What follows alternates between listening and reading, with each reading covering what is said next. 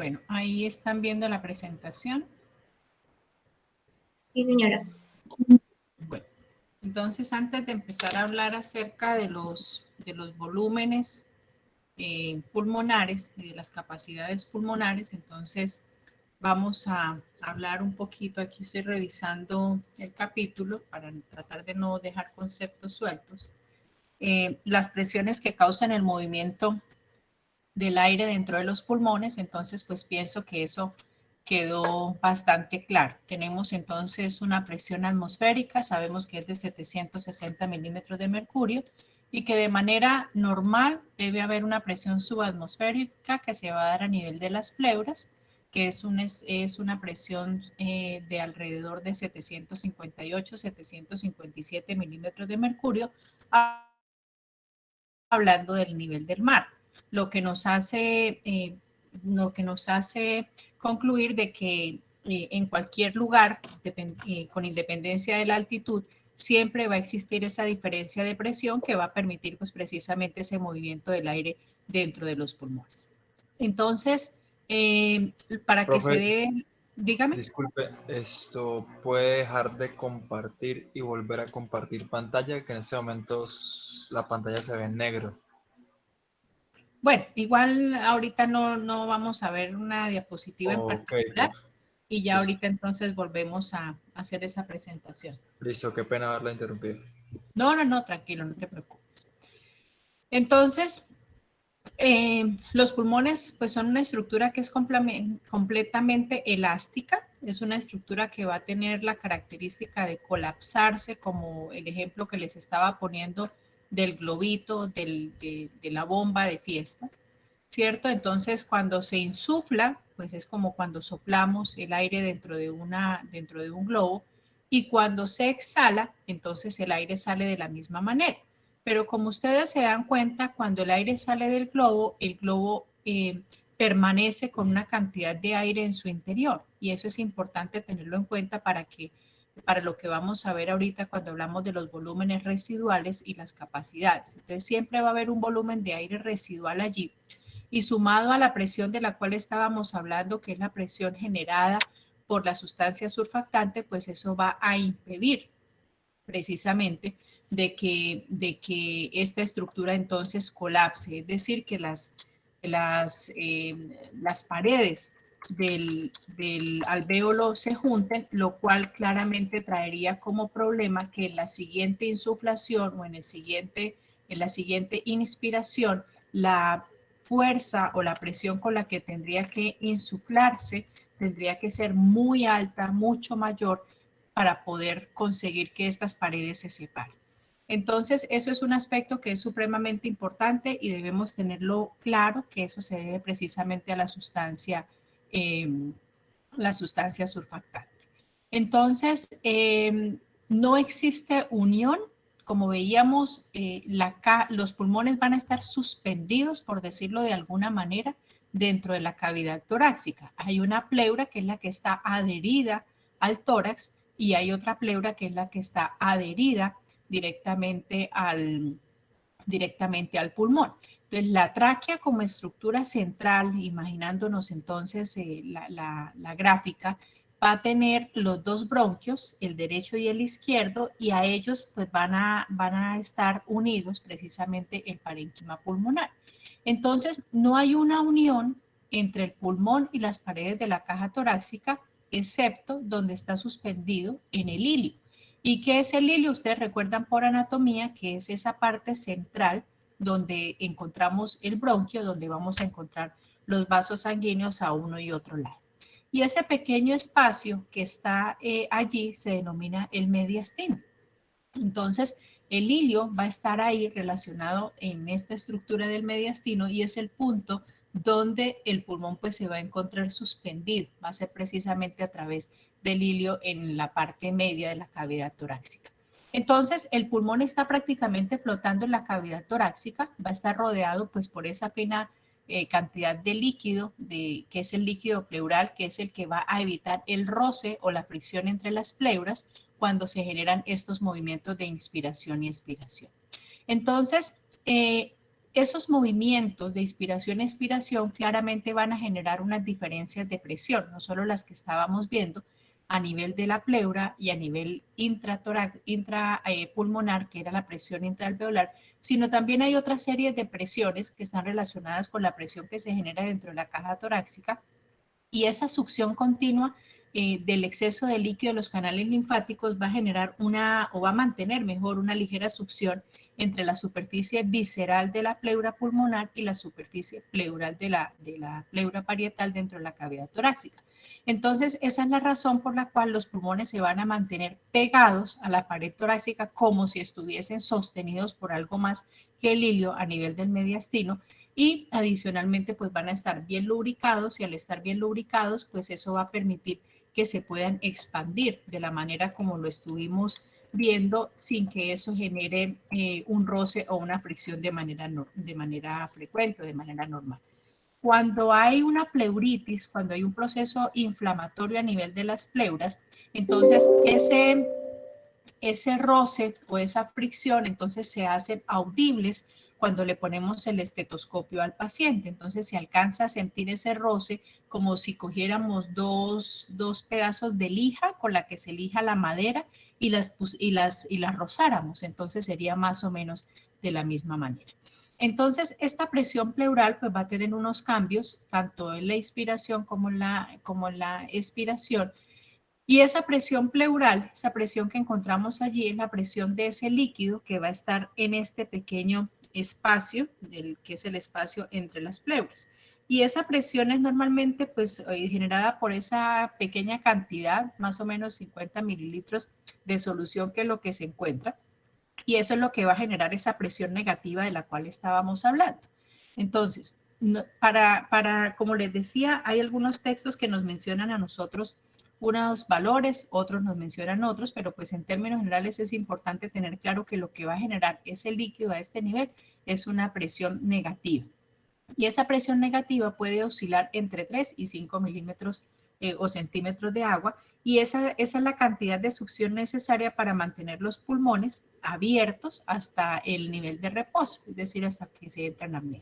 Entonces, cuando se hace una inspiración normal, esa expansión de la caja torácica va a tirar de los pulmones, y veíamos entonces que existen esos movimientos adicionales, que es el de la horizontalización de las costillas y la elevación y el descenso del diafragma, y entonces esa expansión de la caja torácica va a alar lo que estábamos diciendo, o sea, no es que esté pegado a la pared torácica, pero por los referentes anatómicos que describíamos hace un momento y por esa estrecha relación, cuando sucede la expansión de la caja torácica, entonces ala de los pulmones hacia afuera con una fuerza mayor, y eso es lo que hace que se aumente esa presión negativa que ya estaba presente de 3 a 5 milímetros de mercurio, y ahora pues se va a hacer entonces más fuerte. Estas relaciones entonces entre esa presión pleural y el volumen pulmonar cambiante van a relacionarse pues directamente con esas diferencias de presión, tanto en la inspiración, y obviamente pues los cambios que se van a dar a presión positiva durante la expiración.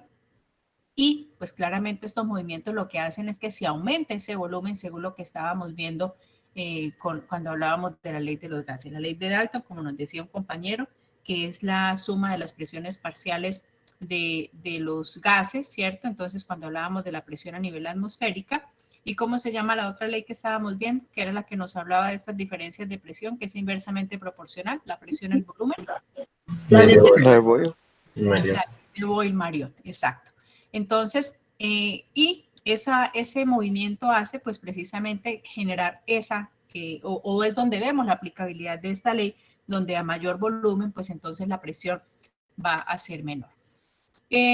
Otra cosa que es importante para tener en cuenta entonces es la presión que vamos a encontrar dentro de los alvéolos. Entonces estábamos viendo que dentro de los alvéolos, en el momento en que nosotros estamos en apnea, es decir, no hay movimiento respiratorio ni de inspiración ni de expiración, esa presión dentro de los alvéolos se va a igualar a la presión atmosférica, es decir, que la presión que va a estar, llamamos nosotros a presión alveolar es la presión del aire que va a estar dentro de los alvéolos pulmonares cuando la glotis está abierta y no va a fluir ni para afuera ni para adentro. O sea, el paciente está en apnea, pero la glotis está abierta.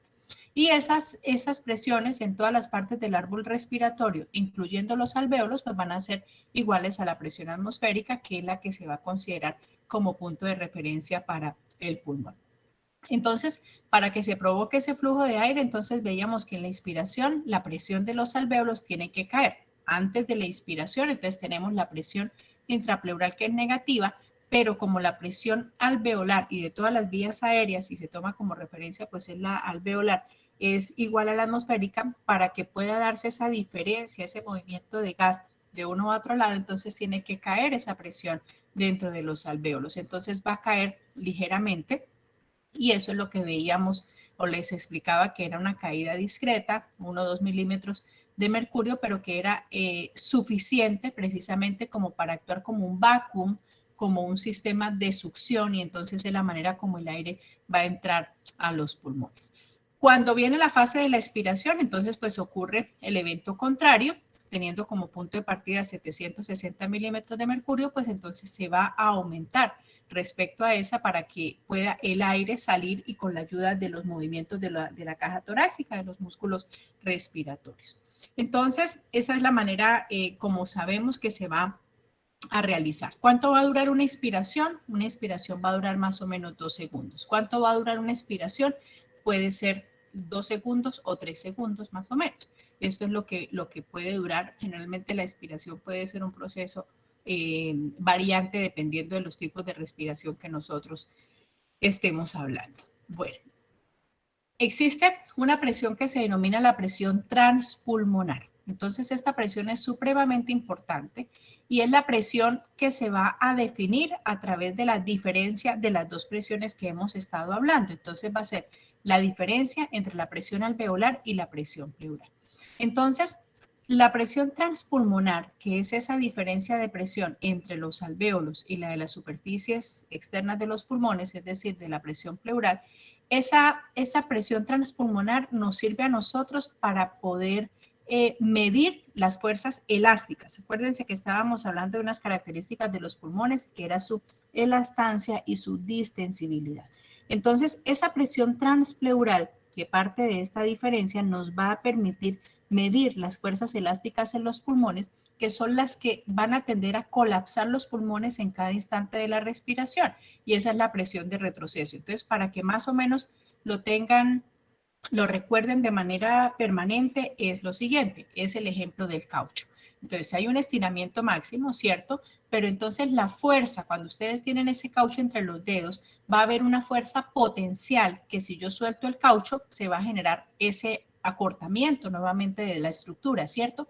Esa es la elastancia. Entonces, la capacidad que va a tener la estructura, en este caso, lo que nos va a permitir medir la fuerza elástica que tengan los pulmones para tender a colapsarse en cada instante de la respiración. Y eso pues se conoce como la presión de retroceso. ¿Qué es la compliance? ¿Qué es esa capacidad que tienen los pulmones? Entonces es todo lo contrario. Es el evento contrario que estamos haciendo con el ejemplo del caucho. Es el estiramiento máximo, es el grado en que los pulmones se van a expandir por cada unidad de aumento de la presión transpulmonar.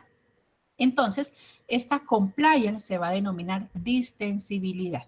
Entonces, la elastancia va a ser, la elastancia va a tener relaciones con el acortamiento, con el retroceso, con la capacidad que tenga, con las fuerzas que van a hacer que ese pulmón vuelva a una posición normal, lógicamente sin colapsarse, pero es la fuerza que va a tender a colapsar. Esa va a ser la elastancia. Mientras que la distensibilidad es el evento contrario. Y eso tiene que ver con la compliance, es decir, la capacidad que tenga el pulmón para expandirse por cada unidad de aumento de esa presión transpulmonar. Entonces, la distensibilidad total de los dos pulmones juntos en una persona de un peso y talla promedio, más o menos 70 kilogramos, digamos que es más o menos de 200 mililitros de presión transpulmonar de aire sobre centímetros de agua. Es decir, que cada vez que la presión transpulmonar aumenta en 1 centímetro de agua, el volumen pulmonar después de 10 a 20 segundos se va a expandir más o menos 200 mililitros. Bueno, eso era un punto importante que quería tratar con ustedes precisamente para que no se nos pasara eso adicional. Vamos entonces a ver acá nuevamente la presentación. Profe, Dígame. buenas noches, qué pena una preguntita. ¿Esta competencia depende de algo? O sea, de algún factor. O sea, Claro, porque más o menos estaba o sea, leyendo. esa capacidad de retroceso elástico y de distensibilidad depende de las características de las fibras musculares y de las presiones de las cuales estamos hablando. O sea, se necesita que haya un pulmón normal. Digamos que es el punto de partida en un pulmón normal. Cuando hay una enfermedad como por ejemplo la fibrosis o cuando hay por ejemplo la neumonía, pues entonces esa capacidad que tenga el alvéolo de distenderse o de tender a colapsarse, la fuerza de retroceso elástica, se van a ver alteradas porque ya el alvéolo está ocupado. Entonces eso va a alterar obviamente la mecánica ventilatoria, va a alterar las presiones y eso va a traer como consecuencia precisamente la posibilidad de una adecuada función respiratoria. ¿Ya están viendo la pantalla otra vez? O sea que dependería de la tensión superficial y del Son, músculo, ¿verdad? son varios factores. En otra diapositiva, acá tengo esta diapositiva. ¿Están viendo las diapositivas? Sí, sí, se ve. Bueno, entonces estos son los factores que van a afectar la ventilación pulmonar, se los había dicho en la clase anterior.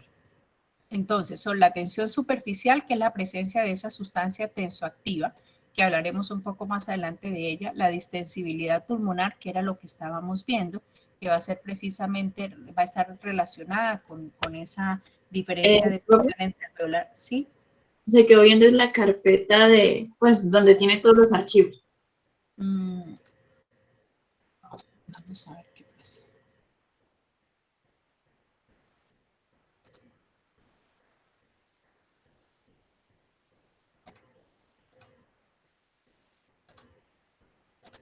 Ahí, ya ve. Listo, profe, gracias. Bueno, entonces la distensibilidad, que era la que estábamos viendo hace un momento, y la resistencia de las vías aéreas, donde se tiene en cuenta pues la diferencia entre la presión alveolar, la presión atmosférica sobre la resistencia. Y eso pues se puede medir es a través de los ventiladores mecánicos o en laboratorios de simulación o en laboratorios médicos donde a través de la espirometría pues se hacen precisamente estas mediciones.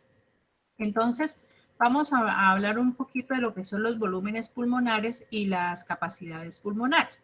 Entonces, en la clase pasada les decía yo que cuánto es la cantidad de aire que ingresa a los pulmones. En cada respiración hay una aproximación entre 5 a 7 mililitros por kilogramo de peso, es decir, una persona que pese promedio 70 kilogramos, 7 por 7, 49, van a entrarle 490 mililitros de aire en la inspiración, y en la expiración pues en teoría tiene que eliminar exactamente lo mismo. ¿Listo?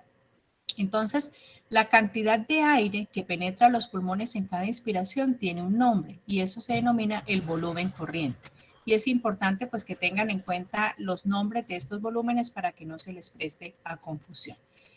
Entonces, ese volumen corriente es más o menos de 500 mililitros, pero resulta de que no todos esos 500 mililitros van a ser susceptibles del intercambio gaseoso, es decir, no los 500 mililitros van a llegar hasta todos los alvéolos para hacer el intercambio entre el oxígeno y el dióxido de carbono. Y la razón es porque como la tubuladura, lo que estábamos viendo, las 23 generaciones de bronquios en esta estructura anatómica, pues en ello se va a quedar una parte importante de ese aire y es aproximadamente de 150 mililitros, es decir, 150 mililitros de aire que no van a tener ese intercambio.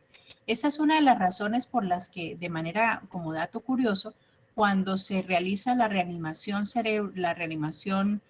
cardiopulmonar de un paciente que está en un escenario en la calle, bueno, ya eso no se puede hacer ni se les ocurra por culpa de COVID y todo lo que está pasando, pero antes cuando se hacía que era la ventilación, la respiración boca a boca, pues entonces lo que sucedía es que en esa respiración boca a boca, en la expiración, el aire que estaba en los alvéolos termina empujando, lógicamente, al aire que está dentro de los bronquios, y ese aire que estaba dentro de los bronquios y en la tráquea pues era aire atmosférico porque no tuvo el intercambio, por lo tanto ese era el suministro de oxígeno o ese suministro de oxígeno que se le está dando a un paciente cuando se está realizando la ventilación pues en términos de oxigenación, ¿no?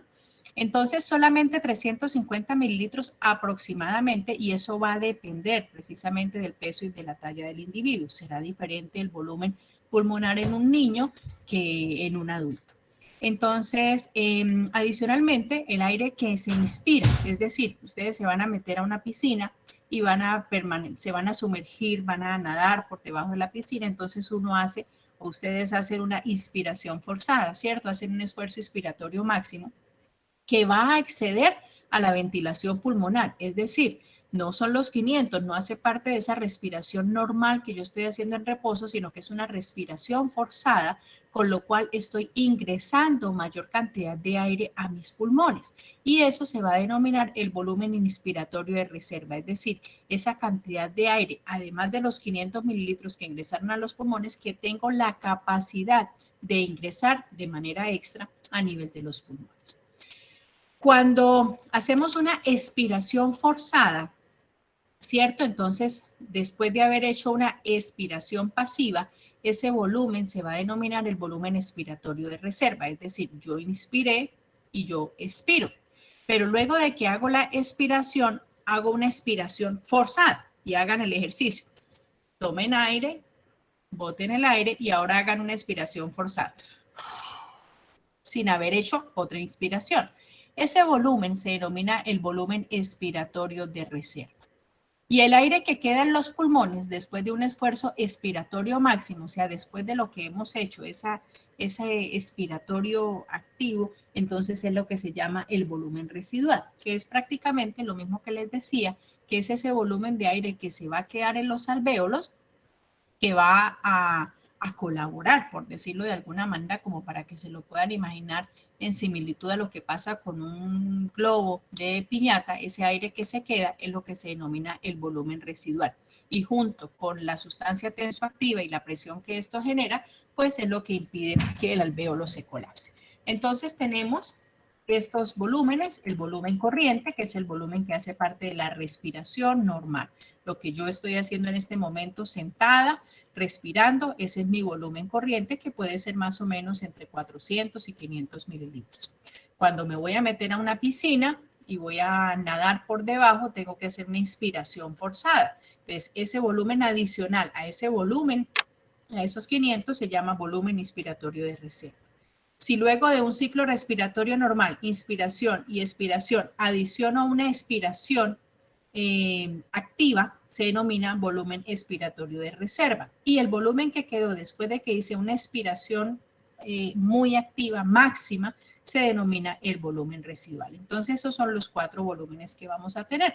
Y estos 150 mililitros que les estaba contando hace un momento, que no van a ser susceptibles de ese intercambio gaseoso, se denomina el aire que se queda en el espacio muerto respiratorio. Y es un espacio muerto pues porque precisamente no hubo lugar a ese intercambio gaseoso. Entonces, resumiendo nuevamente, el volumen corriente es el que se mueve en una respiración normal, que es más o menos de 500 mililitros para un adulto. El volumen de reserva inspiratorio es el máximo que se puede inspirar por encima de ese anterior, que en una inspiración forzada, que va a ser más o menos de unos 3.000 mililitros, y ese es el que utilizan los apneístas, es decir, la gente que se dedica a esas competencias debajo del mar y debajo de las piscinas muy, muy largas. Entonces es el volumen que ellos tienen. El volumen de reserva expiratoria, entonces es lo contrario, es el máximo que se puede sacar de los pulmones en una expiración forzada y es más o menos de unos 1.000 a 1.500 mililitros. Si ustedes hicieron el ejercicio, se dieron cuenta que de alguna manera inspirar, buscar el volumen de reserva inspiratorio resulta más sencillo que sacar ese aire, que el volumen de reserva expiratorio. El volumen residual entonces es lo que queda en los pulmones tras una expiración forzada, es decir, lo que ya no se puede sacar. Y en promedio van a ser más o menos 1.2 litros. Entonces, cuando nosotros empezamos, tenemos claro esos volúmenes, vamos a generar lo que se llaman las capacidades pulmonares. Entonces, la capacidad inspiratoria, entonces, ¿qué hicimos? Yo tuve una inspiración normal, ¿cierto? Que era el volumen corriente, 3.500, pero si a esa inspiración normal le sumo una respiración, una inspiración forzada, ¿cierto? Eso me va a dar esto que se denomina la capacidad inspiratoria, y decíamos que era 500 más o menos 3.000, que es lo que utilizan los apneístas, entonces me va a dar que la capacidad inspiratoria en promedio va a ser de 3.500 mililitros, es decir, la cantidad de aire que le va a caber a los pulmones. La capacidad residual funcional, que es un concepto supremamente importante que los anestesiólogos manejamos mucho y los neumólogos, por supuesto, sobre todo en esas enfermedades que tienen afectación pulmonar o que en procesos fisiológicos como por ejemplo el embarazo se altera precisamente pues por la presión o el desplazamiento en sentido cefálico que está haciendo el útero grávido sobre el diafragma y los pulmones, o en el caso de los obesos que también está afectada. Es un concepto que es muy importante porque es esa cantidad de aire que va a quedar en los pulmones después de la expiración normal.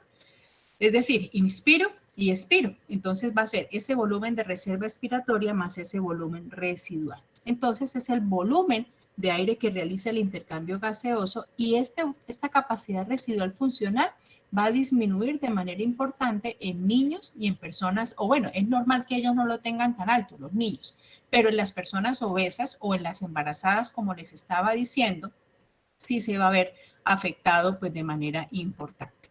Y la capacidad vital, él va a ser la máxima cantidad de aire que se puede expulsar tras una inspiración forzada. Entonces hicimos una inspiración forzada, es decir, esos 3.000 mililitros que nosotros tomamos, y luego vamos a expulsar, a sacar el aire, a hacer una expiración, y eso es lo que se va a generar. Entonces, eso se hace, por ejemplo, en las espirometrías.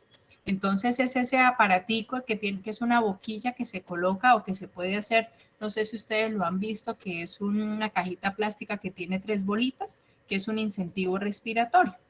Entonces ese incentivo lo que hace es, a una presión que ya está estandarizada dentro de cada uno de esos compartimientos, el paciente succiona, ¿cierto? ¿O cuál es el objetivo? Levantar las 3 bolitas y mantenerlas pegadas al techo del dispositivo en la mayor cantidad de tiempo posible. ¿Qué es lo que estamos haciendo ahí? Generando una presión dentro de los alvéolos para abrirlos. ¿Por qué? Porque el paciente seguramente estuvo hospitalizado y estuvo acostado mucho tiempo, y en esa posición en decúbito, pues los alvéolos tienden a colapsarse. Por eso el movimiento es tan importante. O el paciente tuvo una neumonía o tuvo una gripa muy fuerte, o un procedimiento quirúrgico, en fin, o estuvo en la UCI, intubado mucho tiempo. Entonces ese ejercicio ayuda a reclutar los alvéolos pulmonares. Entonces esa capacidad vital va a ser la suma de del volumen residual inspiratorio, del volumen corriente y del volumen residual expiratorio, y eso en total va a sumar más o menos 4.600 mililitros. Y la capacidad pulmonar total pues va a ser la suma de esa capacidad total, o sea, esos 4.600, y el volumen respiratorio expiratorio, volumen de reserva expiratorio, que va a ser más o menos 1.200, y eso es lo que nos va a dar en total los 6.000 aproximadamente, que era quizás la cifra que nos daba el compañero en la clase anterior. Entonces, el volumen minuto respirado en condiciones normales sale. Si a ustedes les piden cuál es el volumen minuto de un paciente de 70 kilos, entonces, o de 80 kilos para cambiar el número. Entonces, si estamos diciendo, ustedes pueden estandarizarlo o pueden preguntar, profesora, ¿a 5 o a 7? Porque ya dijimos que es a 5, de 5 a 7. Entonces, les digo a 5. Entonces, 5 por 8 da 40, o 7 por 8 da 56, ¿cierto? Entonces, esos 56, que son 560 mililitros, lo van a multiplicar por la frecuencia respiratoria que tenga el paciente. Normalmente van a ser 12 respiraciones por minuto. En el ejemplo que les pongo aquí, lo sigo manejando a 500 mililitros, de los cuales, que es el volumen corriente, de los cuales ustedes ya saben que solamente 350 van a ser susceptibles del intercambio gaseoso. Los 150 restantes hacen parte del espacio muerto anatómico. Entonces, En un minuto, una persona de 70 kilogramos con un volumen corriente de 500 mililitros va a tener un volumen minuto de aproximadamente 6.000 mililitros o 6 litros. Una persona, y este concepto es muy importante, puede vivir durante un corto periodo de tiempo con un volumen minuto de tan solo 1.5 litros por minuto y una frecuencia de 2 a 4 respiraciones por minuto. Y eso es lo que en términos médicos se conoce o se refiere como respirar por bráqueas. En ocasiones, por ejemplo, en esta horrible pandemia que estamos viviendo, en el estado de hipoxemia, en el cual están llegando los pacientes, ellos ya llegan con marcado trabajo respiratorio. Es decir, empiezan a hacer movimientos sincrónicos, algunos sincrónicos, otros asincrónicos, pero movimientos muy notorios de la pared torácica. Nosotros normalmente no movemos el tórax de manera tan notoria cuando estamos respirando, pero cuando un paciente está con dificultad respiratoria, entonces ustedes sí van a empezar a observar ese movimiento respiratorio. Vamos a ver si por aquí les puedo mostrar rápidamente para ir haciendo algo acá. Entonces, YouTube. Entonces va haciendo esos movimientos respiratorios y eso se denomina taquipnea. Taqui siempre va a ser un número mayor. Taquipnea. Vamos a ver si vemos algo acá. Vamos a ver, esta es taquipnea transitoria del recién nacido. No sé si podamos ver taquipnea. Vamos a poner acá en COVID a ver si aparece algo, si alguien ha grabado algo, hay algún video. Valoración telefónica de la disnea, qué interesante. Vamos a ver de este niño a ver si nos muestra algo. ¿Están viendo esa pantalla? No, profe, no se ve la pantalla. Sigue Ya, mostrando la presentación. vamos a poner acá. Compartir. Y vamos a poner acá.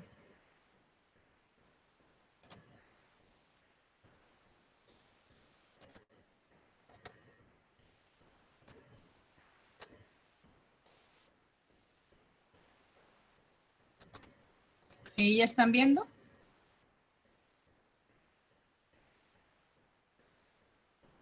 La señora. ¿No? No, profe. Bueno, ya le di compartir. Ahí. Ya. Ya, sí, profe. Bueno, vamos a ver este video si nos muestra algo interesante que es lo que necesitamos. A ver que necesitamos ver algo de disnea, taquipnea. Vamos a ver si Respiratory rate.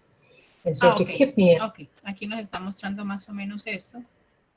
Bueno, los problemas que interfieren. Ok. Por aquí. And so tachypnea is by far the most common and universal sign of respiratory distress. Entonces, se observan ustedes el movimiento de la caja torácica. Esto pues es un niño. La gráfica lo que nos muestra es un niño, pero ya un paciente epocoso, en un paciente con In an EPOC, infant, pues el movimiento es mucho más unlike an notorio. adult, demonstrating a compensation for some primary lung problem like interstitial edema, something that will reduce. Ok, vamos a ver esto. Un saludo cordial para todos ustedes. Muy cordial, doctor, pero necesito solo ver un video. A ver si nos puede mostrar algo de la taquipnea.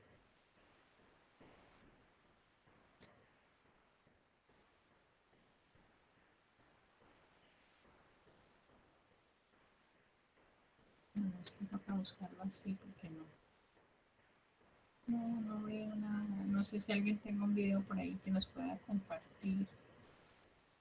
Porque no veo videos de taquipnea. Bueno. Y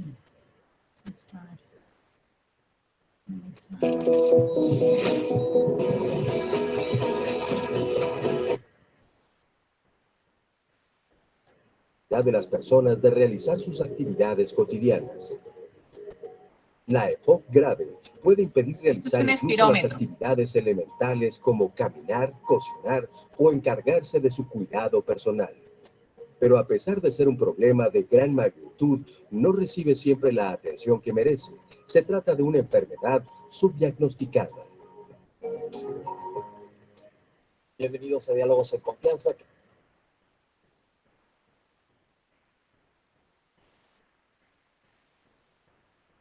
A ver, ¿cómo vemos este Sentí paciente? ese miércoles, ese martes en la noche, me siento mucho mejor. Ya puedo caminar. Escuchen la voz del Ya paciente, canso. miren cómo habla entrecortado. Gracias a los médicos y al tratamiento que me han dado. Según el médico, me dijo que puedo salir el miércoles hoy.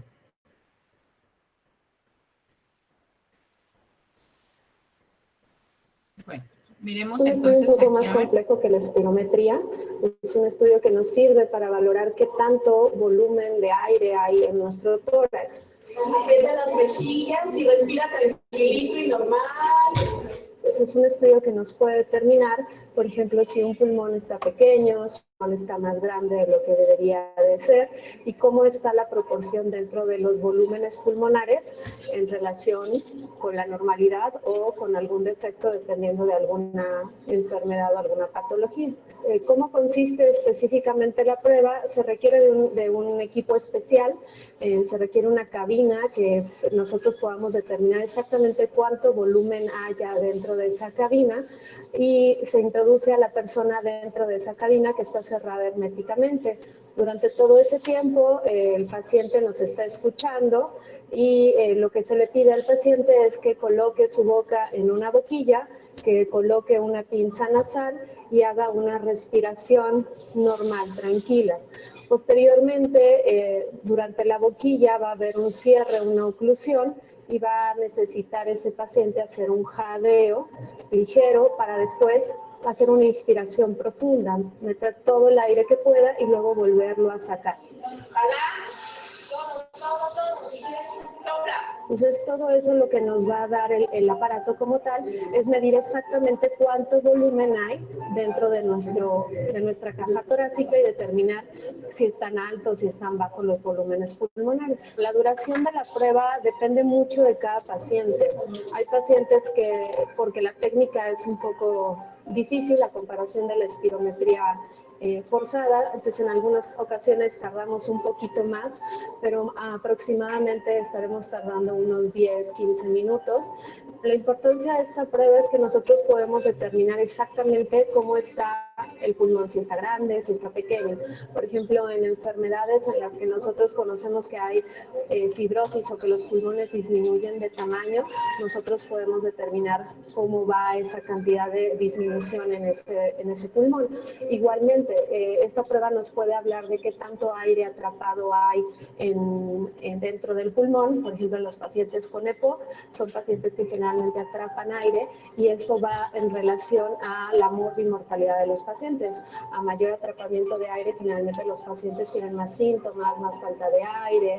Entonces, todo eso nos da una pauta para determinar cómo va la evolución y también el tratamiento que nosotros le vamos a otorgar al paciente. Bueno, creo que es lo mejor que tenemos ahí de esto, de esta presentación. Bueno, entonces nos vamos acá nuevamente.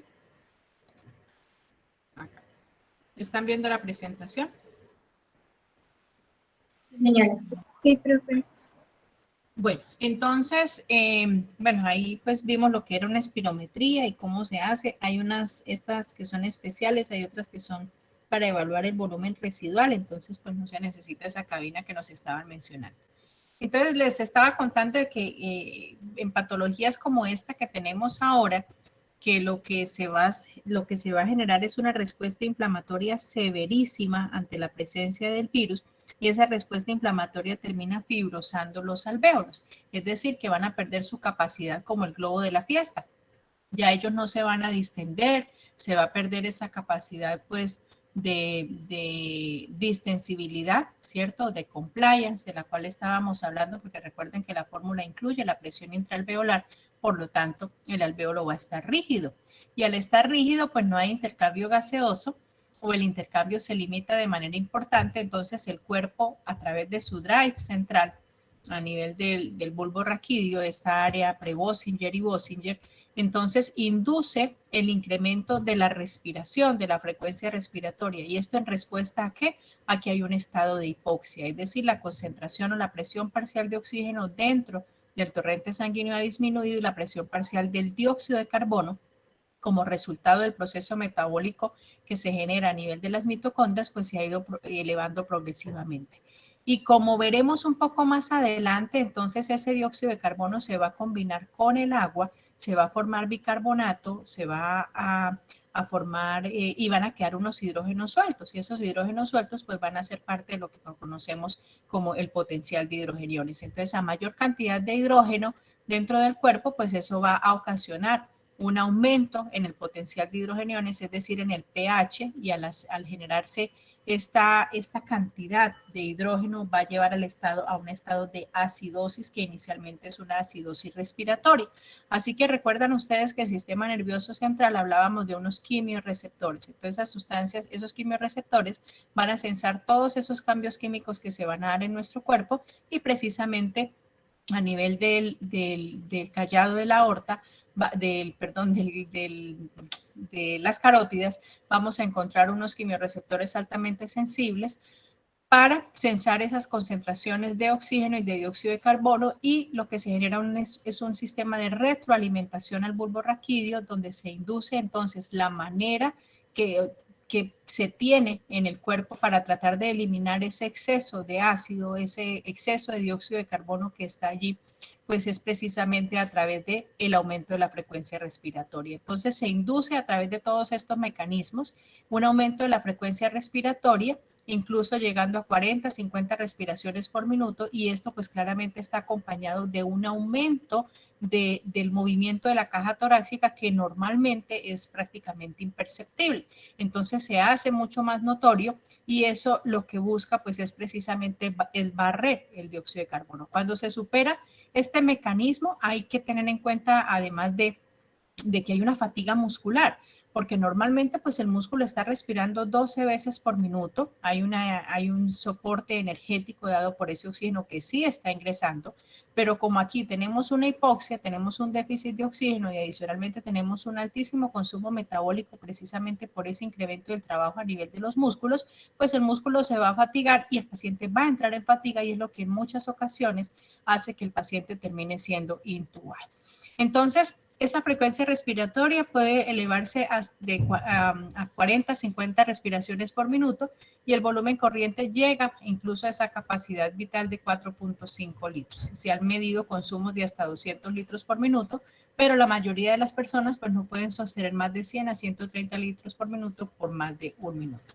Todos estos valores son menores en la mujer, más o menos un 20 o 25%, van a ser mayores en las personas altas y delgadas, y van a ser pues menores en las personas que son bajitas y gorditas. La capacidad vital, entonces, es la mayor cantidad de aire que puede ser expirada después de un esfuerzo inspiratorio máximo. Frecuentemente se mide en la clínica como un índice de la función pulmonar, y lo que nos va a dar es una información acerca de la fuerza que tienen los músculos respiratorios y de otros aspectos en la mecánica ventilatoria.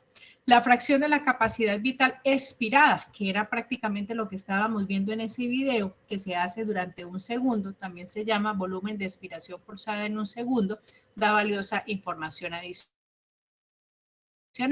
Y esa capacidad vital cronometrada está bastante reducida en enfermedades como el asma, donde hay una importantísima resistencia en las vías respiratorias, precisamente porque el evento que aquí ocurre es que hay una broncoconstricción, es decir, el diámetro de los bronquios pues se hace mucho más pequeño, con lo cual hay una mayor resistencia al paso del aire, y hay una limitación consecuentemente con esto de la cantidad de aire que va a llegar hacia los alvéolos, y es lo que va a generar pues ese estatus asmático, que claramente, seguramente ustedes han visto a una persona con asma, pues entonces una persona que está cursando con taquipnea, donde también estamos viendo que está alterada esa mecánica ventilatoria, y la presión pues es muy superficial. Eso de superficial quiere decir que el aire no alcanza a llegar hasta donde tiene que llegar, así que todo lo que entra no alcanza a intercambiarse.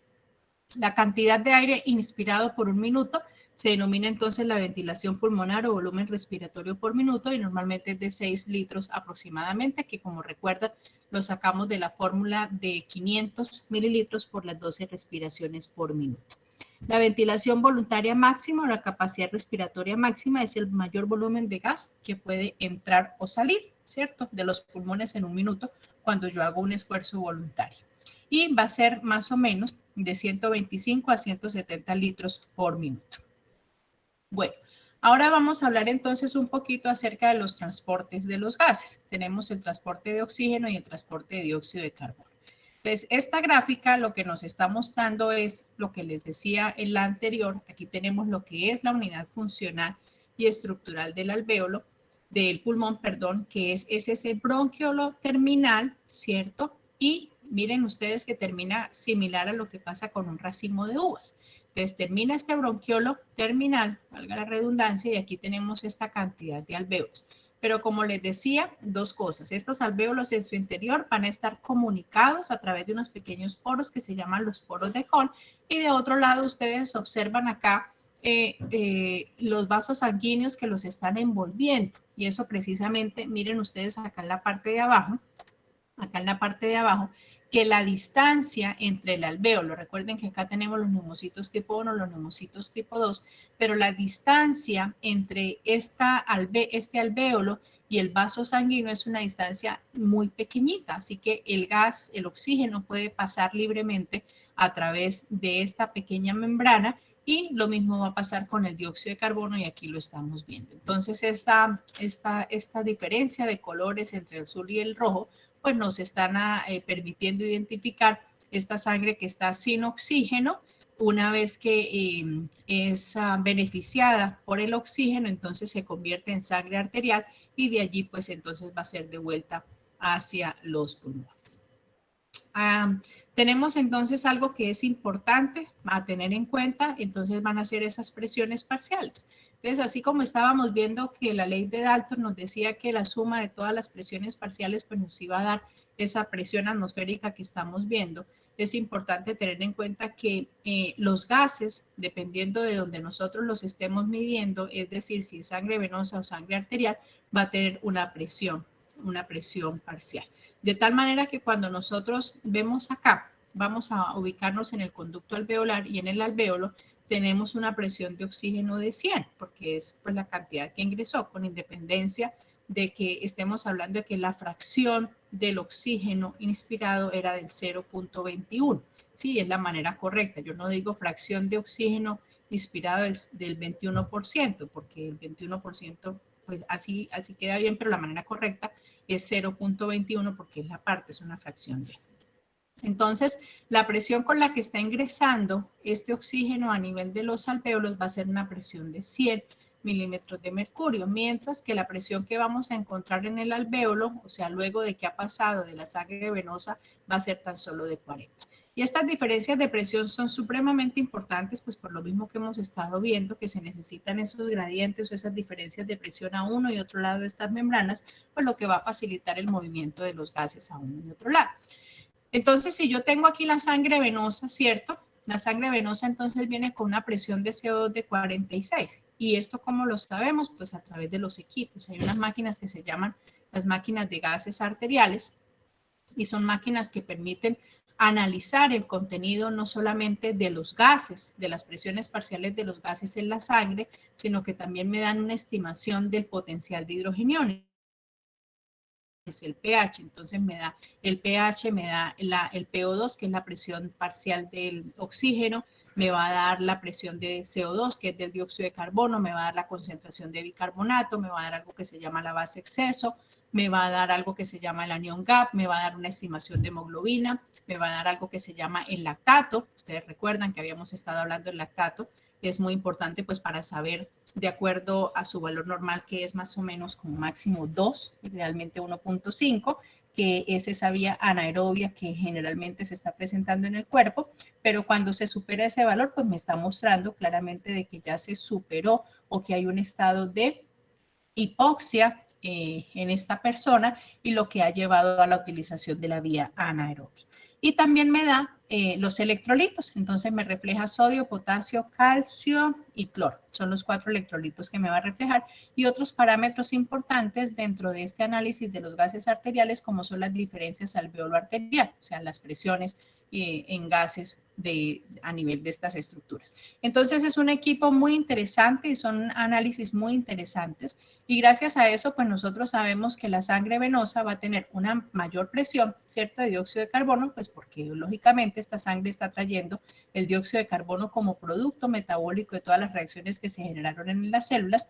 Y vean ustedes que lejos de lo que quizás podrían pensar, la sangre arterial no entrega la totalidad del oxígeno. No la entrega porque sencillamente eso va a depender de la necesidad que tenga la célula. Si la célula subsiste, o todas las células con ese 60, si tomamos esto como un 100%, esto un 100%, necesita solamente ese 60% para cumplir sus funciones metabólicas. Entonces hay una presión, o sea, la presión, lo que quedó, bueno, es una presión de 40 que va a estar presente en esa sangre venosa. Entonces, esta sangre que viene del corazón, ¿cierto? Desde el lado derecho del corazón, entonces a través de la arteria pulmonar y las arteriolas pulmonares y los capilares pulmonares, entonces va a llegar acá y llega con esta presión. Como pueden observar ustedes, la presión acá es de 46 frente a la presión que trae en el aire atmosférico o lo que haya quedado ahí como parte de ese volumen residual, porque recuerden que esto no queda vacío. Hay una cantidad de aire que va a tener una concentración de gases. Entonces esta presión es mayor que esta, y eso es lo que hace también que por difusión, que por diferencia de gradientes, el dióxido de carbono pase desde la sangre venosa hacia el alvéolo y luego en la expiración sea eliminada. Y de la misma manera esta presión que tengo yo acá de 40 frente a esta que tengo de 100 es lo que va a hacer que finalmente se supere y el oxígeno pueda pasar desde el alvéolo hacia el torrente circulatorio, hacia la sangre. De tal manera que cuando tomamos nosotros una muestra de sangre arterial, esta concentración, aquí ponemos 100, pero una persona puede tener 96, 98, 97, que puede ser completamente normal, lo que eso me daría una PAFI. Vamos a mirar, sacamos la calculadora, 97 por punto, no, 97 dividido por 0.21.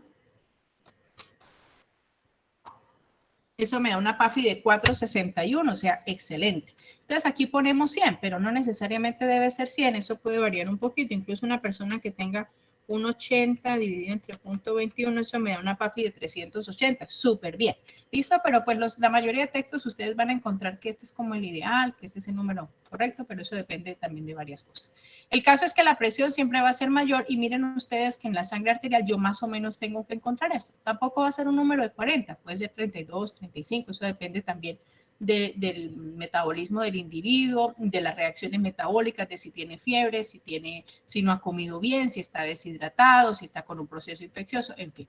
Pero más o menos pues para que tengan en cuenta de que es esto lo que va a suceder. Entonces, el objetivo principal cuando ingresa el aire a los pulmones es precisamente, gracias a estas diferencias de presión, a las presiones parciales de cada uno de los gases, conseguir este objetivo que es pasar el oxígeno hacia el torrente circulatorio, y de esa manera pues que se puedan beneficiar todos los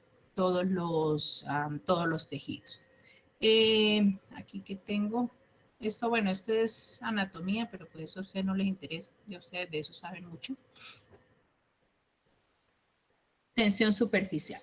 ¿Qué es la tensión superficial? Entonces estábamos diciendo de que es esa presión, es esa tensión que se va a ejercer dentro de los alvéolos, y que eso va a estar generado gracias a la producción de una sustancia que se llama la sustancia tensoactiva, sustancia que va a estar compuesto principalmente por una serie de proteínas. Entonces, ese factor importante que va a afectar la adaptabilidad de los pulmones es la tensión superficial de esa película que se encarga recubriendo los alvéolos.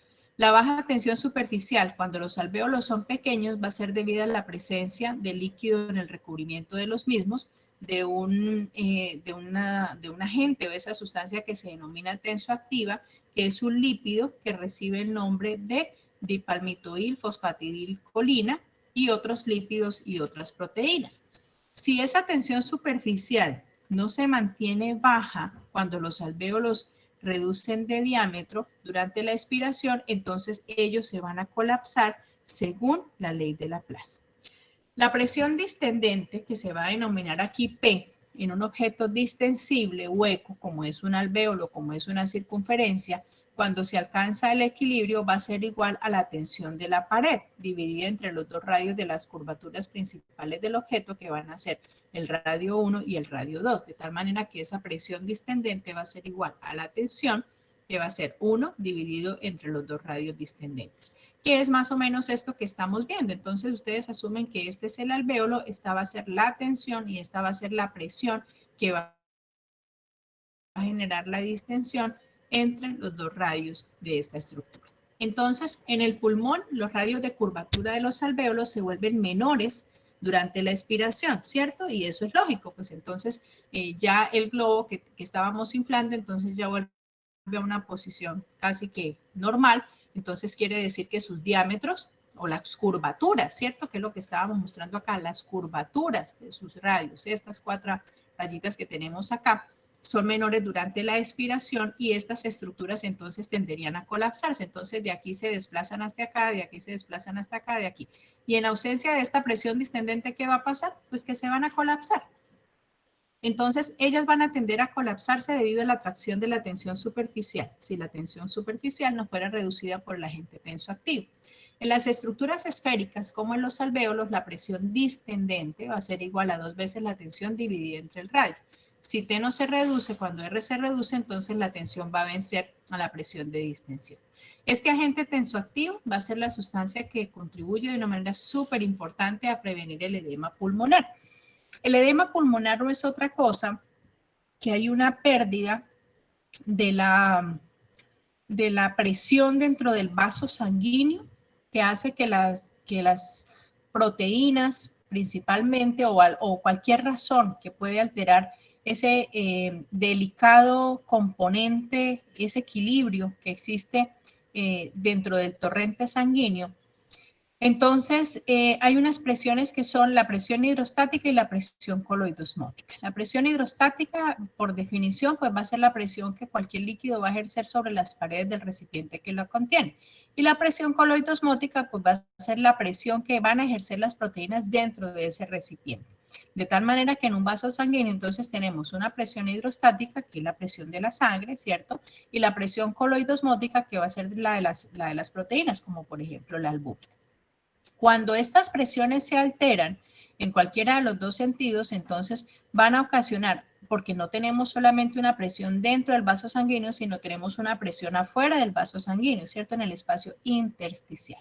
Entonces, hay una diferencia de presiones entre la presión del vaso sanguíneo y la presión del intersticio, pero esa presión, digamos que se mantiene de manera constante. Cuando esa presión se altera y la presión del intersticio cae de una manera significativa o hay una alteración a nivel de las proteínas, entonces puede fluir líquido desde el vaso sanguíneo, o sea, se genera un filtrado de la sangre a través del endotelio capilar y pasa líquido hacia el espacio aledaño. Y recuerdan entonces en la gráfica que les estaba mostrando el alvéolo, el espacio antes del capilar sanguíneo es un espacio pequeño.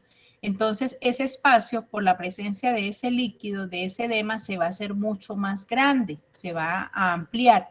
Y al ampliarse, pues se va a convertir en una barrera para que pase el oxígeno. Y adicionalmente, ese líquido puede también acumularse dentro del alvéolo, entonces ya el oxígeno no va a nadar dentro del agua. Y cuando el paciente respira, eso es como cuando ustedes soplan a través de un pitillo en un vaso con agua. ¿Qué pasa? Suena un burbujeo. Eso es lo que se va a auscultar en un paciente que está cursando con edema pulmonar y ese edema pulmonar puede ser multifactorial. Lo más frecuente es que se deba a una patología cardíaca. Entonces, en semiología se denominan estertores, estertores húmedos o estertores crepitantes, que es cuando uno ausculta al paciente y escucha ese sonido, como les acabo de referir, entonces da cuenta de que hay una alteración o en la bomba o en las presiones o en las proteínas, en fin, como les digo, puede ser multifactorial.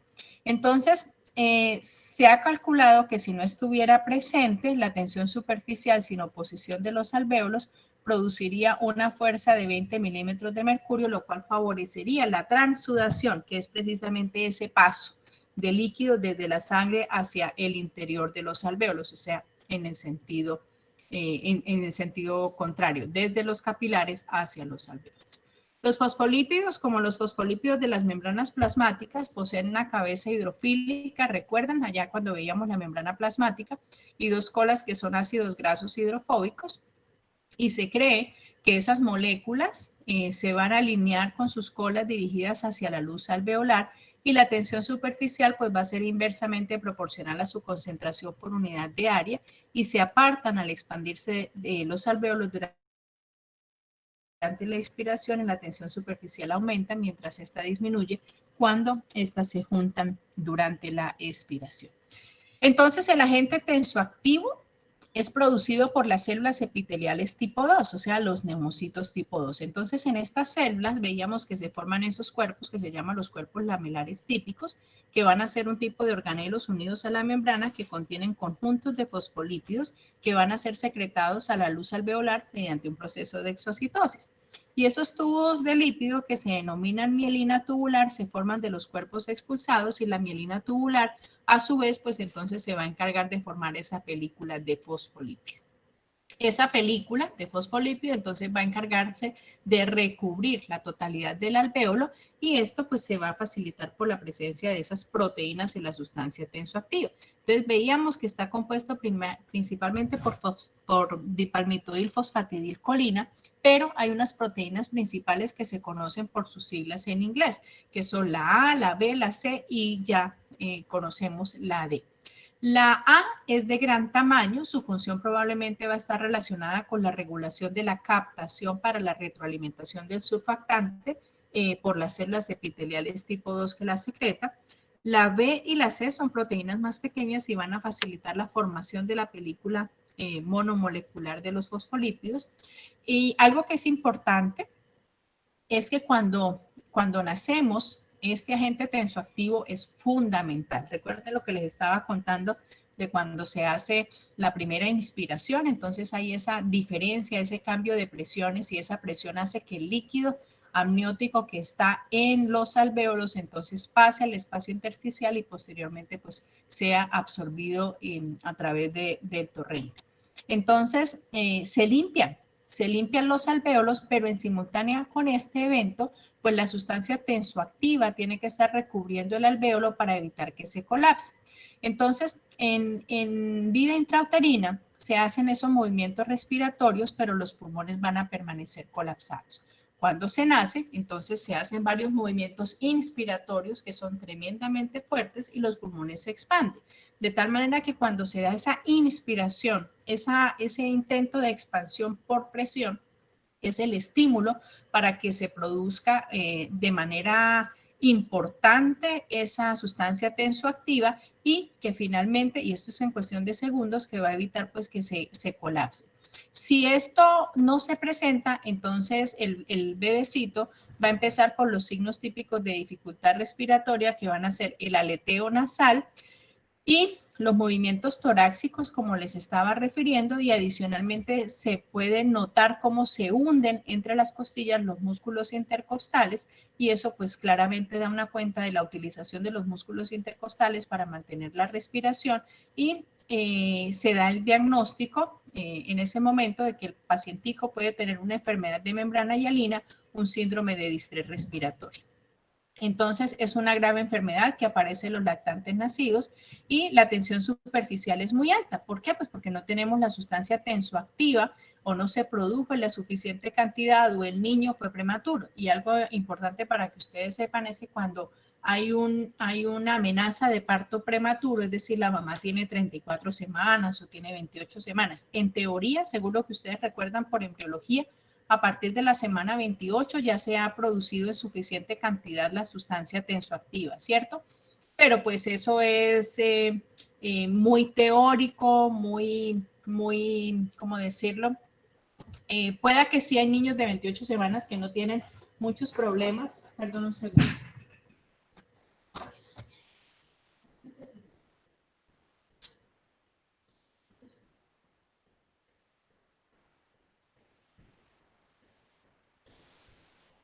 Perdón. Entonces, les estaba diciendo, a ver que se me fue la paloma. Estaba hablando, ay, se me olvidó. Estaba hablando de los recién nacidos. La semana 28. Entonces, que puede ser muy teórico, pero pues obviamente cuando se ve que hay un niño que nace de 30 semanas, pues empieza con la dificultad respiratoria, obviamente se va para la UCI neonatal y terminan intubaditos. Entonces hay que intubar el niño y pues precisamente para soportarlo a través de las presiones del ventilador y evitar el colapso alveolar. Sin embargo, pues se van a presentar casi que ineludiblemente alvéolos que se van a colapsar y eso se denomina atelectasia. Entonces, en estos bebecitos que han sufrido de la enfermedad de la membrana hialina, y eso pues se puso mucho más de moda ahora, por decirlo de alguna forma, o se hizo mucho más evidente, y es el patrón radiográfico de la enfermedad de membrana hialina que se llama envidrio esmerilado o envidrio deslustrado, que es prácticamente el mismo patrón que se observa en el COVID, que no tiene que ver netamente o solamente con el tema de la tensión superficial, pero pues que claramente también se va a ver afectada precisamente pues por la respuesta inflamatoria y la ocupación de los alvéolos y la fibrosis. Entonces es un término importante. Entonces, ¿qué se hace con el bebecito? Pues el bebecito se intuba y al bebecito se le van a administrar esa no sé si lo tengo por acá, no. Se le va a administrar una sustancia tensoactiva exógena. Si mal no recuerdo, nosotros somos muy compatibles con los cerdos. Entonces, la sustancia tensoactiva se saca de los cerdos y lo que se hace es que se administran 3 dosis, pero cada dosis es fragmentada. Y en cada administración eso se hace a través del tubo orotraqueal. Entonces, la primera dosis se administra con el bebecito, o sea, se alza el bebecito y se pone como de cabeza, no parado, sino como se levantan un poquito las piernas, buscando que cuando se administre la sustancia tensoactiva, pues eso se venga para los ápices pulmonares. Luego la otra dosis se pone con el bebecito como hacia el lado en decúbito lateral derecho, para que digamos que esa zona se impregne o se beneficie de esto. Luego para el lado izquierdo y luego entonces en una posición levantando un poquitico más la cabeza. Entonces es como la manera de garantizar de alguna manera que esa sustancia tensoactiva pues alcance a llegar a todos los pulmones y como les digo pues son 3 dosis y lo que se busca pues es producirlo en tanto las mismas células empiezan a producirlo. El tamaño y número de las inclusiones de las células tipo 2 son aumentadas por las hormonas tiroideas y el síndrome de insuficiencia respiratoria es más común y grave en los lactantes con concentraciones bajas de hormonas tiroideas que en aquellos con cifras plasmáticas normales. Entonces es importante saber si la mamita sufre de hipotiroidismo o ustedes verán que ahora como parte de un tamizaje, ahora no, desde hace muchos años se les pide a los niños TSH.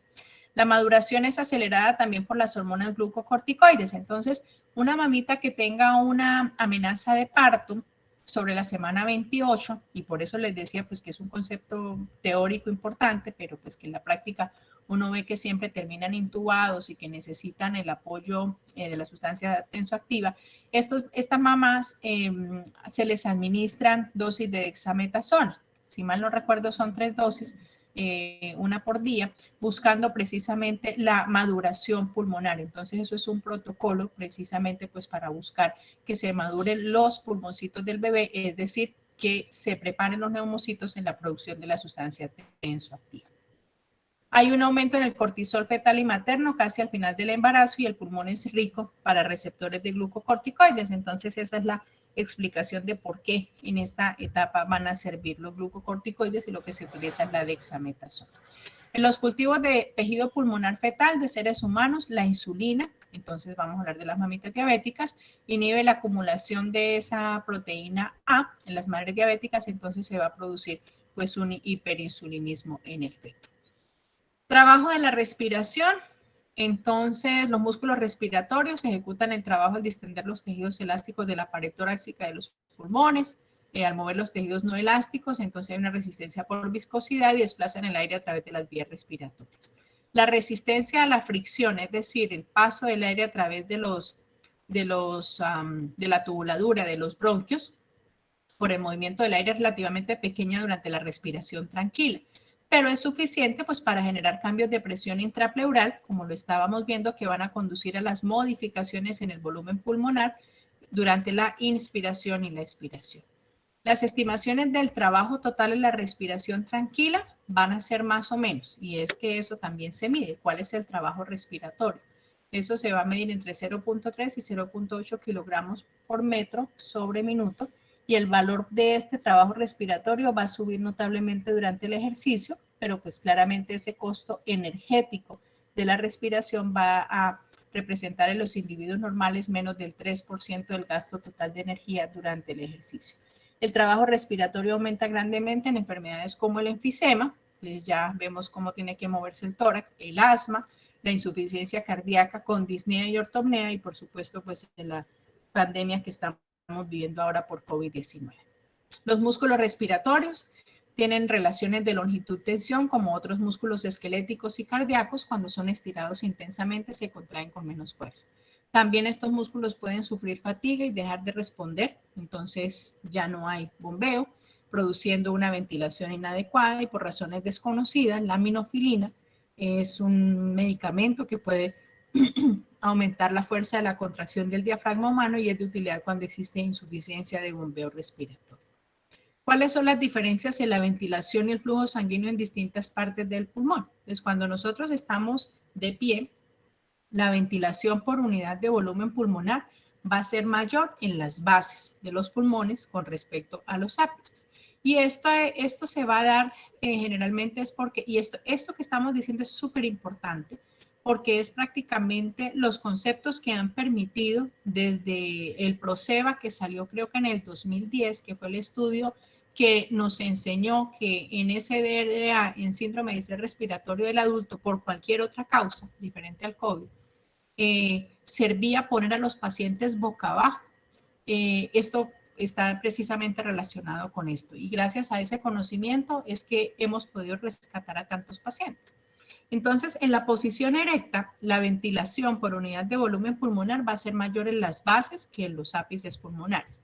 Y esto se va a dar al principio de la inspiración porque la presión intrapleural es menos negativa en las bases que en los ápices. O sea, abajo es menos negativa, por decir algo, abajo es 758 y arriba es 757. Y como la diferencia de presiones intrapulmonar, intrapleural es menor que la del ápice, el pulmón se va a encontrar menos expandido.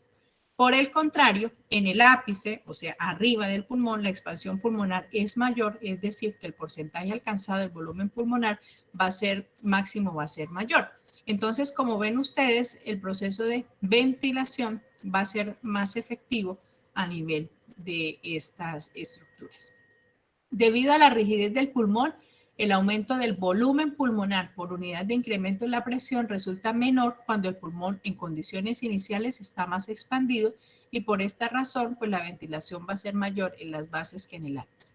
Y el cambio relativo en el flujo sanguíneo desde los ápices a las bases va a ser mayor que el cambio relativo en la ventilación, de manera que el cociente ventilación-perfusión. Ventilación va a ser solamente el intercambio gaseoso. Cuando yo hablo, o sea, me refiero a los gases, o sea, oxígeno y dióxido de carbono. Pero cuando yo hablo perfusión, la relación ventilación-perfusión ya es cuando estos gases van a pasar al torrente sanguíneo. Entonces, va a ser bajo en las bases y va a ser alto en los ápices. Las diferencias entre ventilación y perfusión entre el ápice y la base del pulmón se han atribuido en general a la fuerza de la gravedad. Entonces, ese es uno de los conceptos súper importantes. Y esa diferencia que estamos viendo cuando estoy sentado, o sea, o cuando estoy de pie, cuando estoy acostado, entonces desaparece cuando el paciente está acostado, está en decúbito dorsal, es decir, está boca arriba. En vuelos espaciales se observó que las desigualdades entre la ventilación y el flujo sanguíneo persisten en grado perceptible, por lo que eso llevó a considerar, como allá no hay presión, no hay fuerza gravitacional, entonces se consideró de que hay otros factores que pueden ser desconocidos aún. Ya tenemos otros conocidos, pero pues no los quiero enredar con mucha cosa.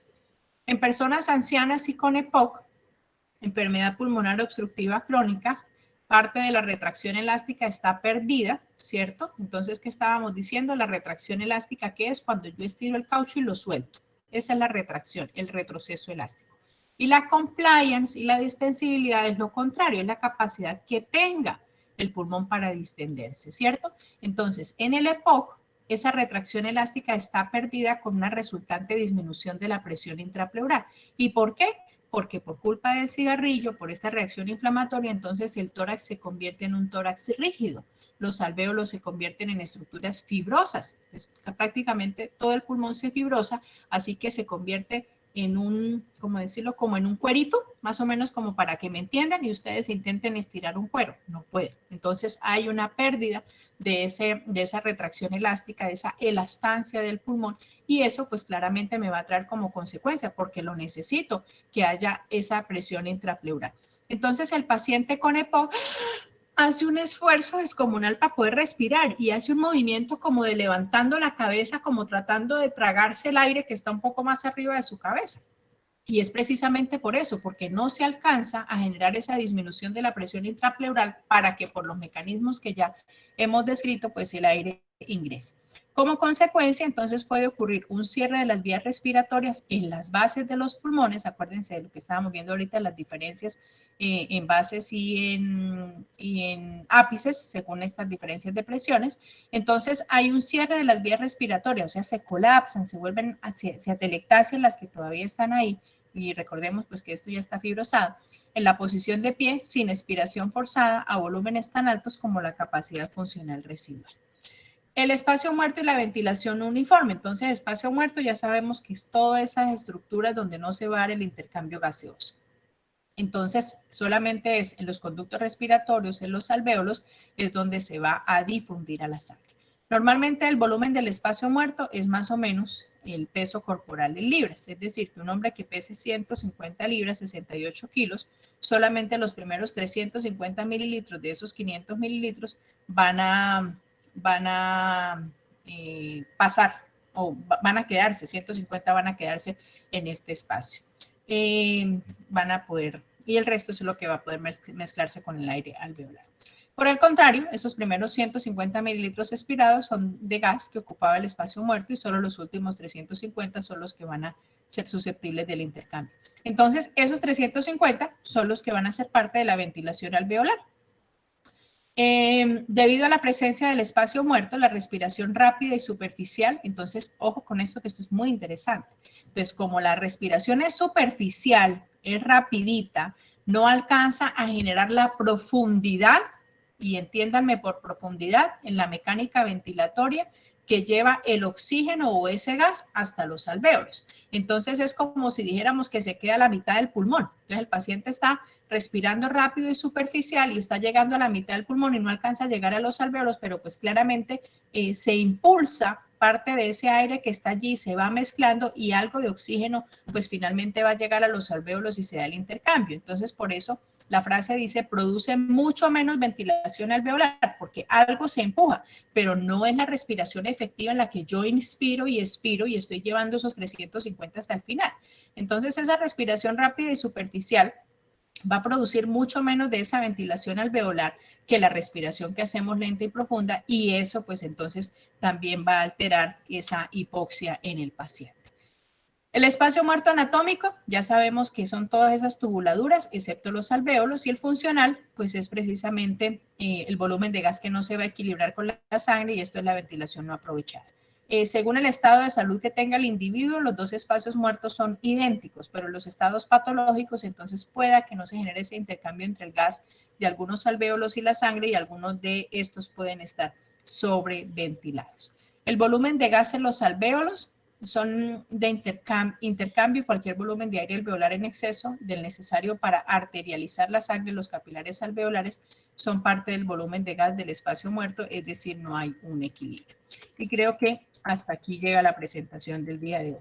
¿Tenemos dudas, preguntas o inquietudes? Sí, eso está vacío, tan raro. Yo creo que borrar, me dice 115.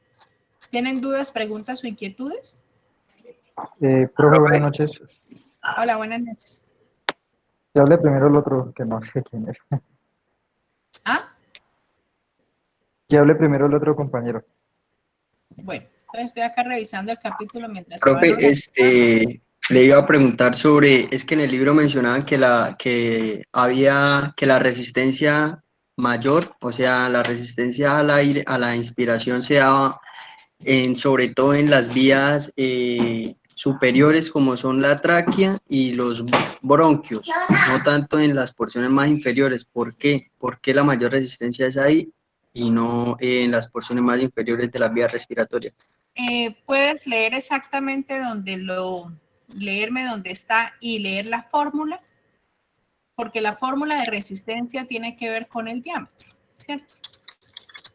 Ahí están viendo lo que estoy buscando. Resistencia, fórmula, vía aérea.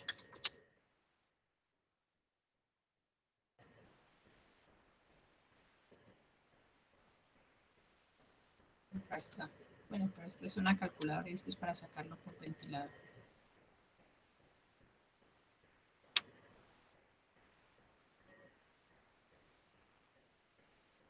Aquí me está dando son las presiones de la vía aérea en centímetros de agua. La presión pico es la presión máxima que se genera en la vía aérea con la inspiración, y la presión plató es la presión meseta, es decir, la presión con la que se equilibra todos los alvéolos según la cantidad de gas que haya pasado. Esto no va a dejar acá. A ver si yo encuentro acá lo que estás diciendo para que apliquemos la fórmula y puedas entenderlo. Funciones de peso respiratorio. Bueno, ¿alguien tiene otra pregunta mientras respondemos esta?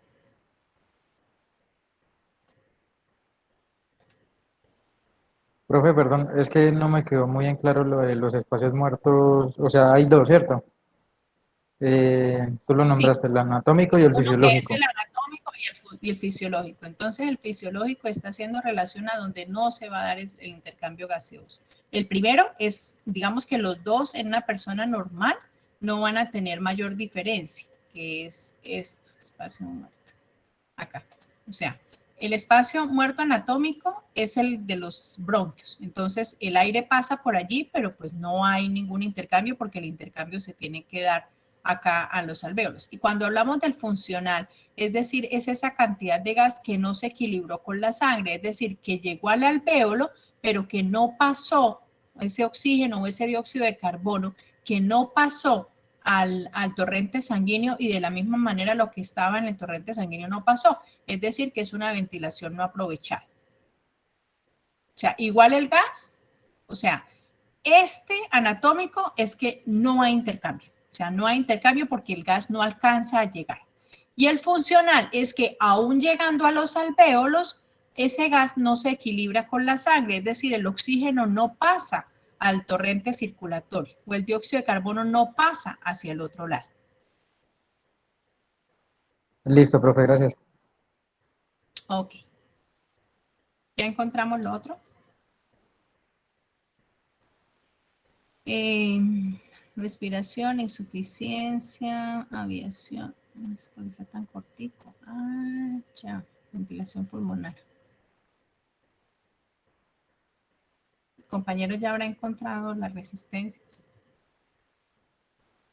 Ya encontré donde anoté eso en el cuaderno, pero no he encontrado en el libro. Ya si me da otro minutico lo busco, profe. Sí, claro.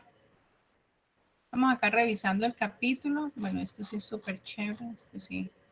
El intercambio gaseoso. Ese va a ser el otro capítulo que vamos a ver.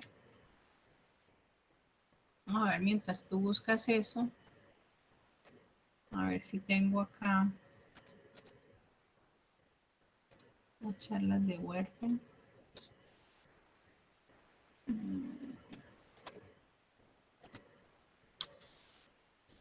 Para mostrarles algo.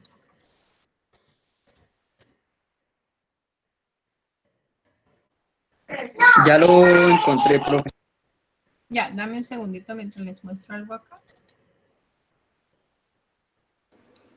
Profe, una pregunta. Es que yo había leído algo sobre el shunt fisiológico o el cortocircuito fisiológico y quería preguntarle si me podía explicar sobre eso.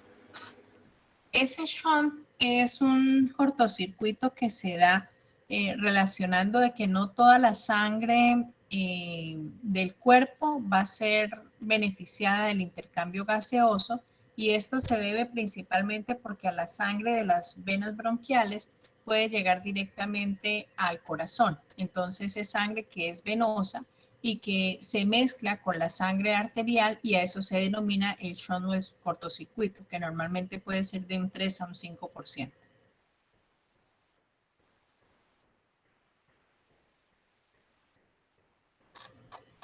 Aquí no está.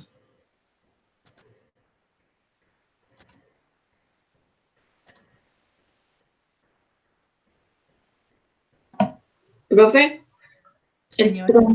el tromboembolismo pulmonar me puede llevar a un aumento del espacio muerto.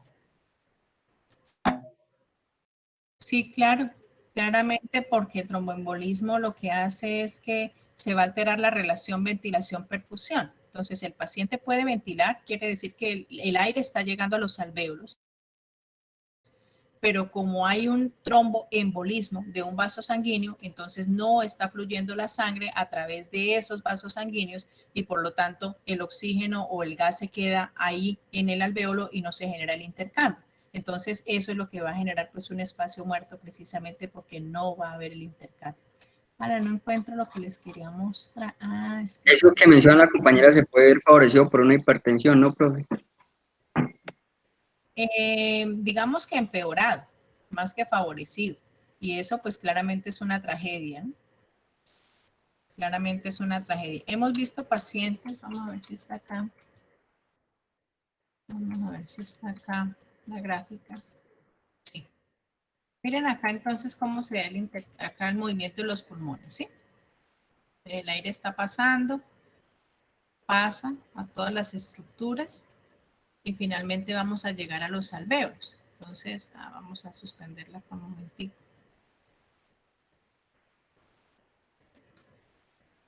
Acá. Acá estaba mejor.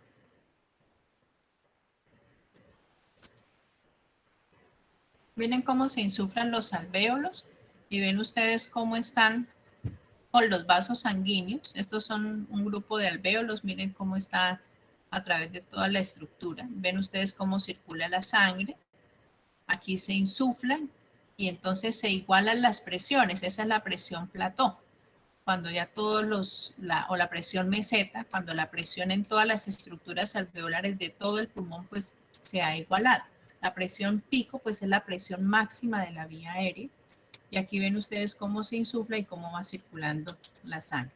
Entonces cuando va circulando pues lo que estamos obteniendo es esto, es el intercambio de oxígeno. Alcanzan ustedes a ver acá el recubrimiento, ven la sangre correr y de la misma manera cómo va a pasar.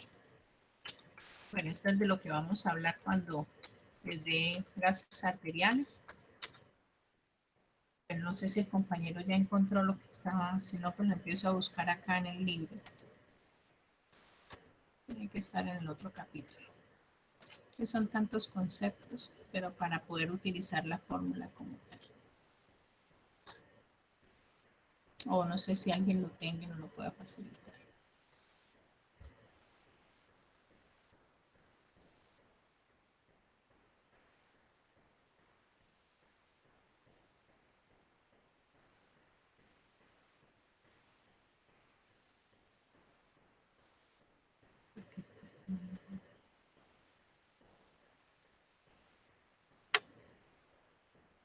No, la respiración, energía, los pulmones y las capacidades.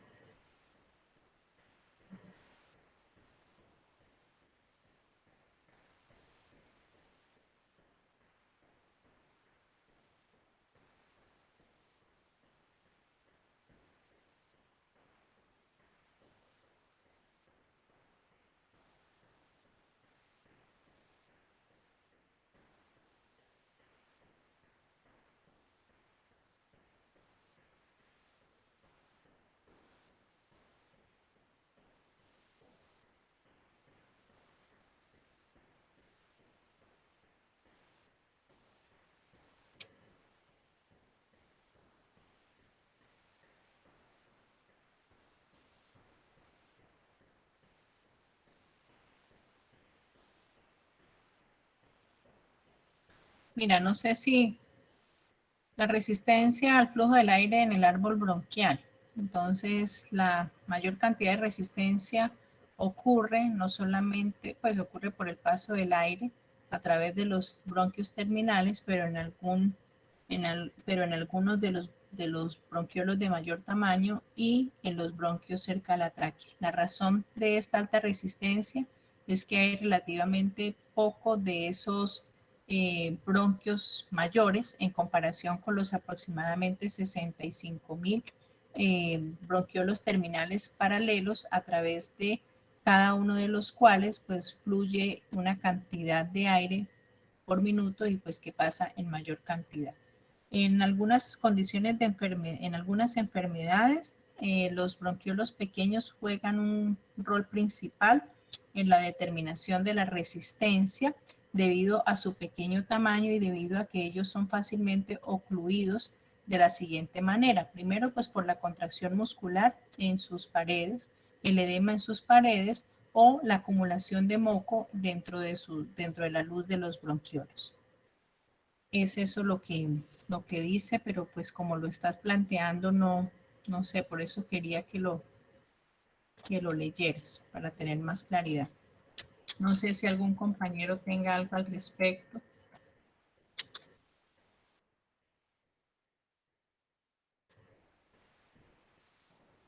Profe, qué pena. Cuando tú hablabas de perfusión, que se da ese intercambio gaseoso entre el alvéolo y el capilar, correlacionándolo cuando vimos el capítulo de, pues, de circulación, es que yo me acuerdo que decían algo acerca de las insuficiencias cardíacas, que una insuficiencia cardíaca del corazón derecho puede conllevar a un edema pulmonar. Sí. Entonces, básicamente es que la presión colodosmótica, al ser mayor que pues, que la presión arterial, o bueno, en este caso, bueno, sí, la presión del capilar, ahí es donde se da donde se filtra este líquido. No entiendo tu pregunta. ¿Qué es lo que quieres preguntar? O sea, como en la insuficiencia cardíaca, la presión está disminuida, la presión de las venas pulmonares. Pero recuerde que la insuficiencia puede ser de los dos lados. Generalmente Sí, la señora. insuficiencia cardíaca es izquierda. Sí, Por señora, eso sí. las manifestaciones que vemos son manifestaciones más sistémicas. Pero la insuficiencia, pero superada a la izquierda, pues acuérdense que la que tiene menor resistencia y menor presión va a ser la derecha. Entonces, cuando se presenta la insuficiencia derecha, eso quiere decir que el bombeo del ventrículo derecho es insuficiente. Y al bombear, esto es un sistema que hay que verlo anterógrado y retrógrado. Entonces, al quedarse insuficiente, por ejemplo, que hubo un infarto del ventrículo derecho, entonces al quedarse corto en el bombeo, a él sí le va a estar llegando la sangre común y corriente. Cuando digo común y corriente es en los volúmenes que el lado izquierdo los está mandando. ¿Por qué? Porque ese lado está funcionando bien. Entonces eso va ocasionando un remanente de sangre, un estancamiento de sangre a nivel del ventrículo. Entonces cuando el ventrículo derecho bombea hacia la pulmonar, se queda corto, ¿cierto? Porque no está bombeando efectivamente, y al quedarse corto, entonces va a ser menor cantidad de sangre la que va a estar intercambiándose a nivel de los pulmones. Pero esto que les estoy contando es solo un evento. Entonces sigamos sumándole eventos, sigámosle sumando mayor cantidad de sangre, mayor éstasis venosa, y esa éstasis es lo que hace que cambien las presiones, y es lo que tú me estás diciendo. Y entonces ese estancamiento de la sangre hace que por diferencia de presiones se genere un edema pulmonar. Y digamos que ese es el punto último en el cual pues se marca esa insuficiencia derecha, porque claramente al haberse alterado esas presiones por la éstasis que se está generando, hay un incremento intravascular, y entonces esa presión intravascular va a ser mayor que la presión intersticial, y es por eso entonces que ustedes observarán que el paciente se le edematizan las piernas, se le edematiza, ese edema va llegando hasta las rodillas, termina siendo falla hepática, precisamente pues porque la vena cava inferior, como este es el sistema venoso y venimos de un sistema de éstasis que en el tiempo se va a ir generando, eso no es de ayer para hoy, sino que les estoy contando un evento como si fuera una única cosa, pero esto sucede a cada minuto. Entonces terminan haciendo una éstasis hepática, para que me lo entiendas, alteración del sistema portohepático, terminan haciendo hepatomegalia y pues todo eso es lo que lleva finalmente al componente de lo que es la falla derecha cardíaca. Entonces, claramente ese aumento de la presión intravascular por éstasis con una falla de bomba hace que la presión sea mayor y eso es lo que va finalmente a alterar esa diferencia de presiones entre el vaso sanguíneo y el intersticio y finalmente pues va a repercutir en el alvéolo y el alvéolo se va a llenar de líquido.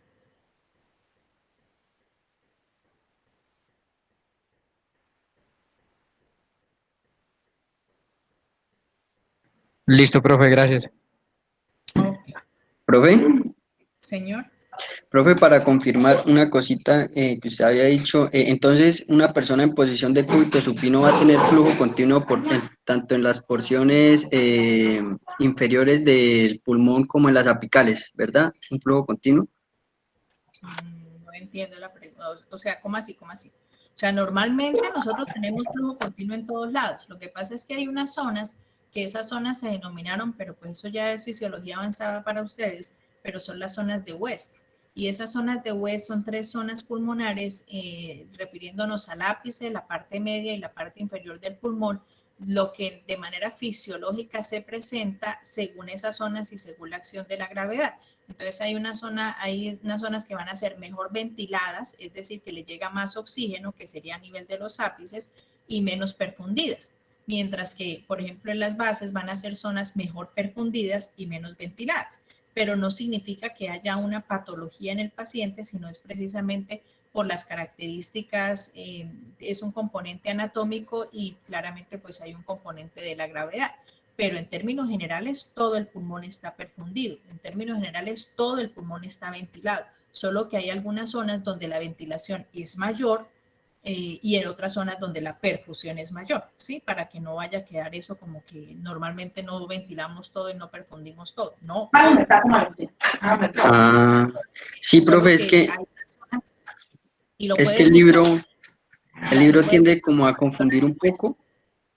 Sí, yo sé que el libro tiene, por eso trato de hacerles mi presentación como contada, así como lo hago y miro el libro a ver de pronto qué concepto importante se me pudo escapar, porque pues sí, se me puede escapar uno que otro concepto importante. Pero si quisiera revisar mejor eso, se llaman WEST, W-E-S-T. Son las zonas de West y ahí pues te va a dividir el pulmón en esas zonas. De hecho es un libro chiquitico, pero eso es fisiología avanzada y muy interesante, muy bonita, donde pues le da claridad a esto. Y entonces allí también podrías tener algo de lo que fuera el shunt. Y hay otro concepto súper importante que es la ventilación hipoxisquémica, pero pues eso, por ejemplo, en el tromboembolismo pulmonar que me estaban contando. Entonces es una medida muy interesante que toma el pulmón, porque hay zonas que sí están ventiladas, pero están mal perfundidas. Entonces, a través de los receptores pulmonares se sensa esa mala perfusión o ese desaprovechamiento que hay y se deriva el flujo sanguíneo a unas zonas para perfundirlas mejor y aprovechar al máximo esa ventilación. Pero como les digo, eso ya son conceptos muy avanzados para lo que estamos viendo. Profe, otra preguntita. Antes estaban hablando sobre el edema y que era ocasionado por una insuficiencia en el corazón derecho, pero yo tenía entendido que era en el corazón insuficiencia cardíaca izquierda porque había un flujo retrógrado hacia lo que vendrían a ser los pulmones, ya que mira, no... se presenta por lo uno o lo otro, o sea, te invito a revisar insuficiencia cardíaca derecha. O sea, esto no son eventos independientes, o sea, el corazón no es una estructura que es del lado derecho porque sí, del lado izquierdo. Esto es una estructura que puede afectarse sí de manera independiente, pero somos un sistema único. Y esto es un sistema cerrado y claramente una cosa puede llevar a la otra. Claro que puede presentar edema pulmonar izquierdo, por supuesto que sí, por falla de bomba izquierda, pero entonces aquí el evento es diferente al que le estaba contando a tu compañero. Entonces, supongamos que fue un infarto del ventrículo izquierdo y el ventrículo izquierdo tiene que bombear la sangre para todo el cuerpo. Entonces, no nos ubiquemos en que tiene que bombearla para todo el cuerpo, sino ubiquémonos en que le está llegando la sangre desde la aurícula izquierda. Y si no la está bombeando, ¿qué está pasando con la sangre en el ventrículo? Se está quedando, ¿cierto? Porque no la está bombeando toda. Entonces, eso tiene un efecto retrógrado. ¿Retrógrado hacia quién? Entonces, se va a reflejar en la aurícula. Entonces, se aumenta la presión dentro del ventrículo izquierdo, pero como no está sacando la sangre, entonces la presión se está reflejando ¿en quién? En la aurícula izquierda. ¿Y quiénes llegan a la aurícula izquierda? Las 4 venas pulmonares. Entonces, se va a reflejar la presión en las 4 venas pulmonares y hacia atrás en todo el circuito, y ese aumento de presión en todo el circuito de las venas pulmonares, pues obviamente va a incrementar la presión dentro de las venas pulmonares, que en este caso van a ser las que van a funcionar llevando la sangre arterial, y eso de la misma manera va a aumentar la presión, va a pasar al intersticio y se va a meter en el alvéolo. ¿Me hago entender? O sea, es exactamente lo mismo, pero del otro lado. Sí, gracias, profe. Ok.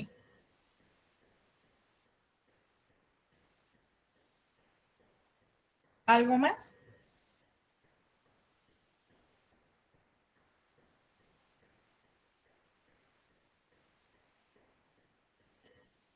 Bueno, entonces, siendo así, nos vemos mañana a la 1:30 de la tarde. Bueno. Bueno, profe, gracias. Que descansen. Buenas noches. Gracias. Buenas noches. Gracias, profe. Buenas noches, que descansen.